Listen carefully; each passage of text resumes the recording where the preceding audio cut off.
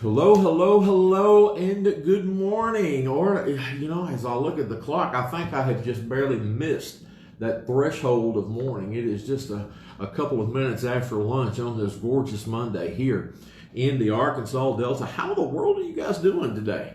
How has your Monday started off? We are crazy busy around here and just getting some things done. And to be honest with you, my morning just totally got away from me. And that's a good thing. That is a good thing. So how has your morning been? When you get a chance, go ahead and say good morning to me. Let me know that you are here. There's my bride. Good morning, Miss Denise. How are you, lady? How has your day been? How's your sunburn? Denise is very, very sunburned from being outside yesterday in our drive-in service. And so that girl looks like a French fry. Oh my goodness, my goodness. Let's see here. There's Miss Denny. Good morning. How are you? There's Miss Judy Davis. Good morning, ladies. How are y'all? We are, like I said, my morning has just got away from me. I have gotten a ton of little things done. Do you ever get those things to where you do like 1,000 little things, but you look back and you go, what did I do? You just really can't hang your hat on that one big thing that you done, but there was all these little bitty things. I think that's been my morning. I've worked on music all morning long, and I have worked on a piece of equipment that we are using in our drive-in services. And so it was not cooperating yesterday, and so I needed to have a conversation with it this morning and to give that thing a good, strong attitude adjustment.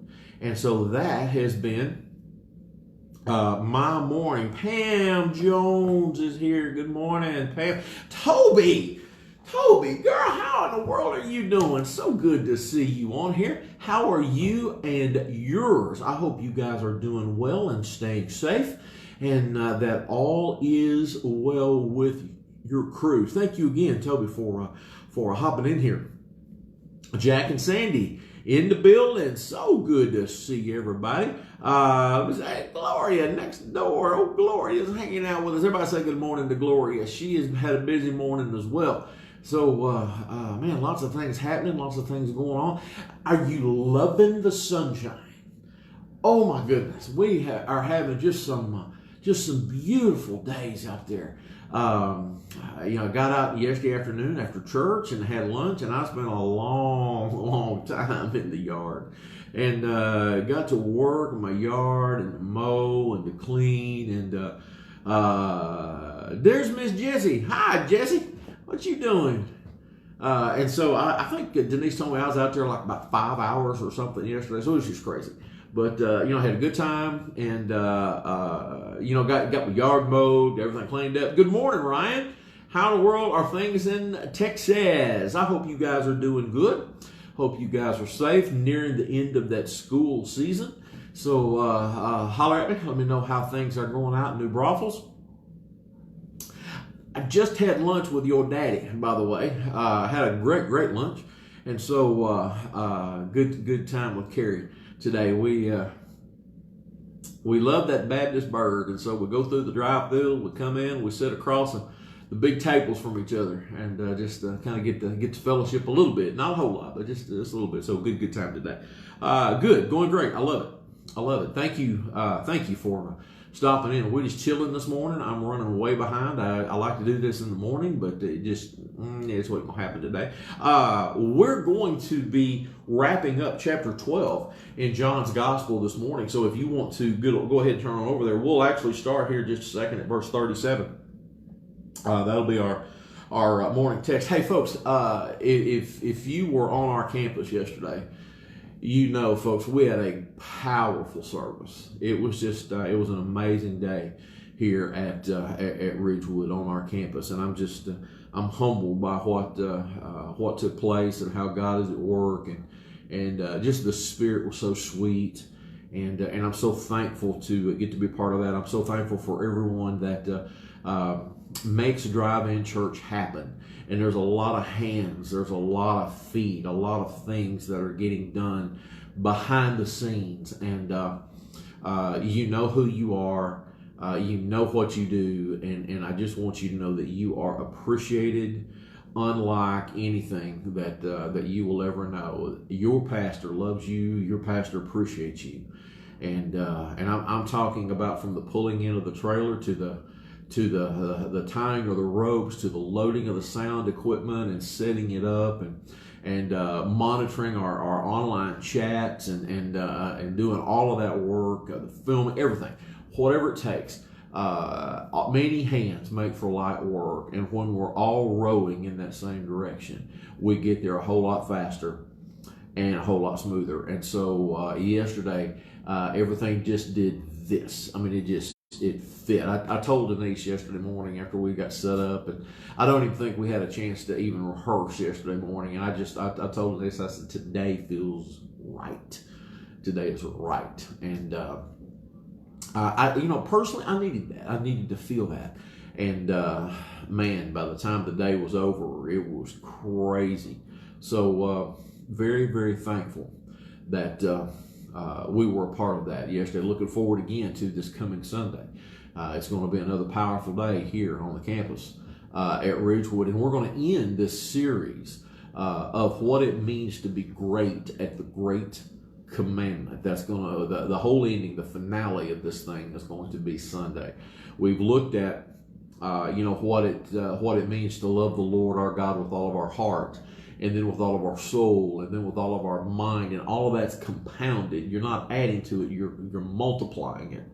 And then this coming week, what does it mean to love the Lord our God with all of our strength? And so that's where we are. And so if you have not had a chance to be on campus yesterday, or if you did not have a chance to watch it online, I want to strongly encourage you to go back and to watch yesterday's service.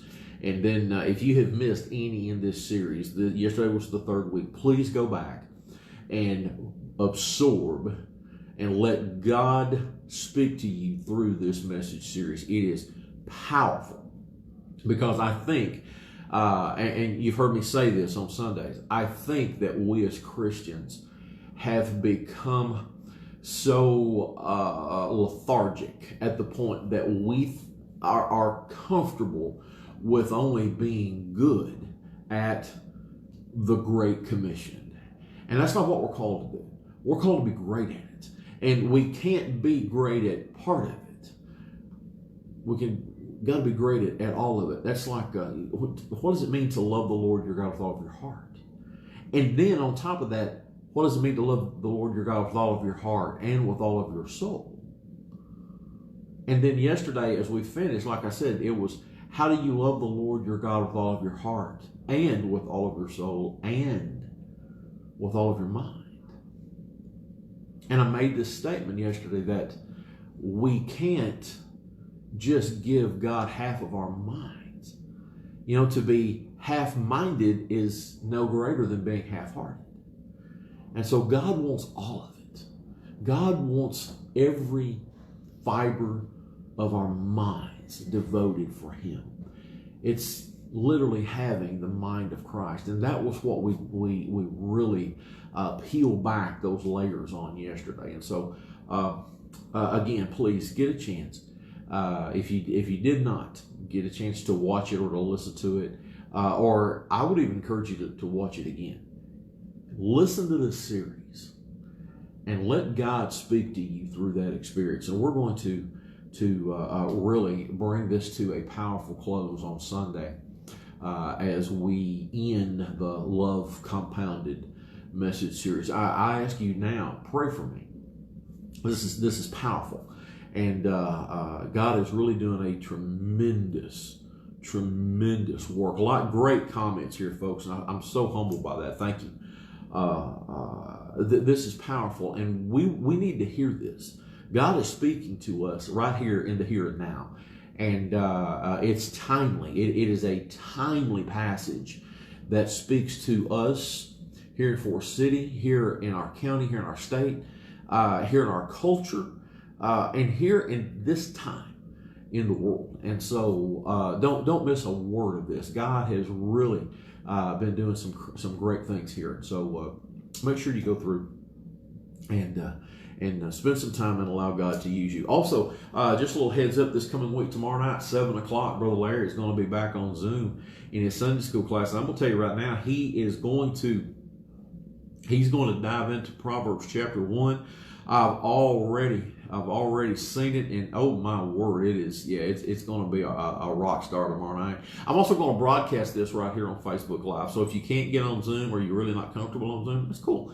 Just check it out. It'll be right here. Don't worry about it. It'll be broadcasted here, and I'm going to put it in our private group as well. So that's just a little bit of heads up. Wednesday night, Bible study, 6:30. We're continuing that journey in the book of Exodus, so I really want to make sure that you're there. Then Teresa Young. Hi, Teresa. She's on her lunch hour. Well, thank you for giving part of your lunch hour to hanging out with me and our folks here. So thank you. I hope you're having a great day, and I hope your day is super smooth. I really do. So good to see you and Billy out there yesterday. You guys are just a blessing to me. Then Thursday morning at 10 o'clock. Ladies, 10 o'clock. If you can be here online, Miss Pat will be right back here with her Sunday school class. And so it is not just for the ladies in her class. It is for everyone. And holy cow, I am so excited about this, just to get to hang out with her and to listen to her. And she's teaching on prayer, and she's breaking down Matthew 6 and that model prayer. You know, our Father who art in heaven, hallowed be thy name. She's breaking that down, and so this is good stuff. 7 o'clock, weather permitting, we're going to be out here on the back campus for another campfire Bible study with Johnny Smith. It will be broadcasted live, and if you can't, come on out, hang out on a stump with us around the fire. And again, if not, it's cool. That's no problem at all. You can watch it here online. If it is raining like it was last week, we're coming back under the canopy, so it's no big deal. We had a great time. We had 14 people last Thursday night scattered around that under the canopy as we were trying to be safe and to social distance. Hey, I shared this last week, but I want to just kind of let you know just how powerful our small groups are through the week. You know, you got Larry's, you've got Johnny's, and you got Miss Pat's and all that. Last week, we were able to document 57 total people in those 3 small groups last week. 57, okay, participated in all 3, or in those 3. And I'm overwhelmed as pastor to do that. And also, let me tell you, 57 on the campus yesterday. Well, so that's it's funny that number is matched. Okay, 57 on campus yesterday, and seeing some friends we hadn't seen in a while, so it was great to see them back. And then 57 folks participated in small groups. So God is at work. He hadn't left, has he? Just because we're not in the building, that doesn't mean God has left it all. Folks, we're having church. We are having church at Ridgewood. We're out outside. We're out on the parking lot. We're around a campfire. We're sitting in our homes and our recliners, enjoying and absorbing what God is doing. Yeah, the church has just left the building. The church has not gone anywhere. It is right here, and we are having church. And you can tell your friends, you can tell your family, let everybody know Ridgewood is still having church, and it is powerful stuff, so don't miss anything of it. Hey, let's finish our reading today. We're in John chapter 12. John 12, we're going to wrap it up. We're starting at verse 37, if you want to follow along.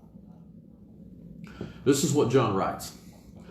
But although he had done so many signs before them, they did not believe in him, that the word of Isaiah the prophet might be fulfilled, which is spoken. This is a quote from Isaiah. Lord, who has believed our report? And to whom has the arm of the Lord been revealed?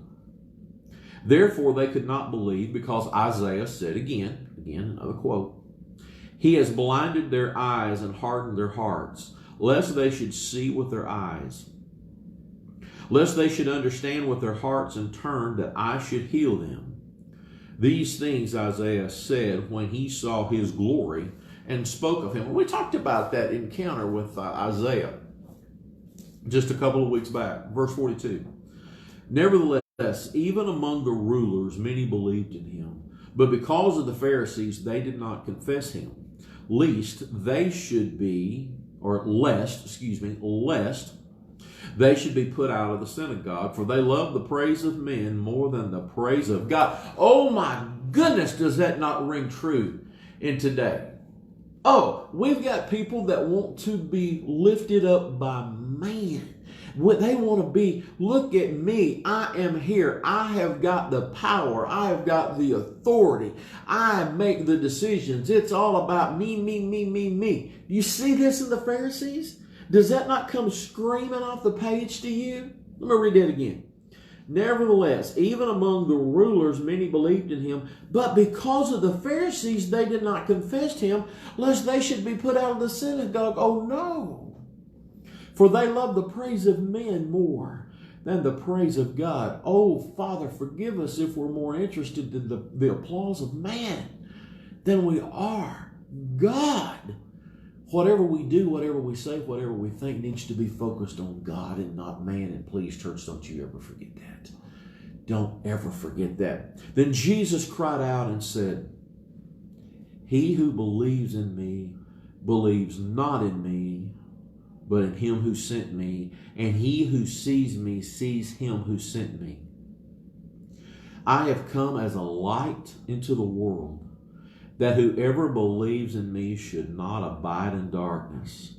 And if anyone hears my words and does not believe, I do not judge him, for I did not come to judge the world, but to save the world. He who rejects me and does not receive my words has that which judges him. The word that I have spoken will judge him in the last day. For I have not spoken on my own authority, but the Father who sent me gave me a command, what I should say and what I should speak. And I know that his command is everlasting life. Therefore, whatever I speak, just as the Father has told me, so I speak. Powerful words of Jesus as we end the 12th chapter here in the Gospel of John.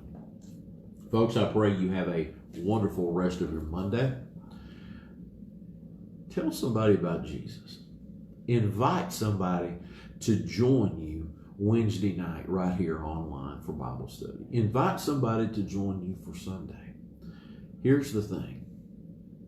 It's all about Jesus. Not about me. Not about you.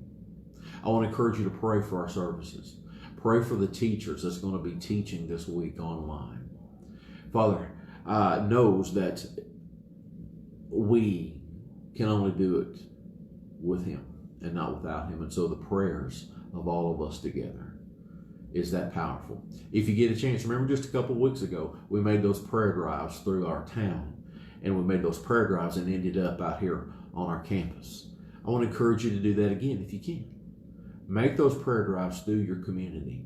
Pray for those you see, for those that God brings to your attention, for those that he puts on your mind.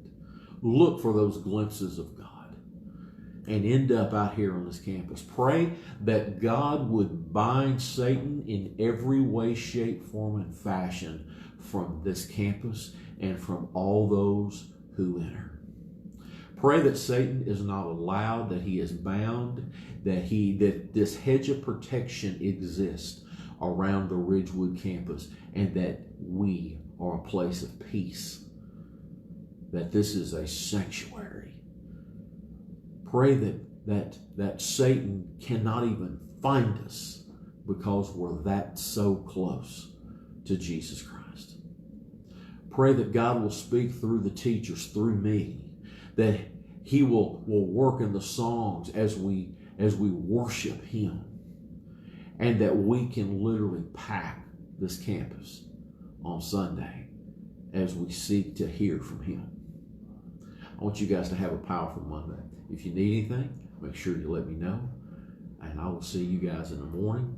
Another cup of coffee, diving into what's now going to be John chapter 13. I love you guys so much. We'll talk soon. Bye-bye.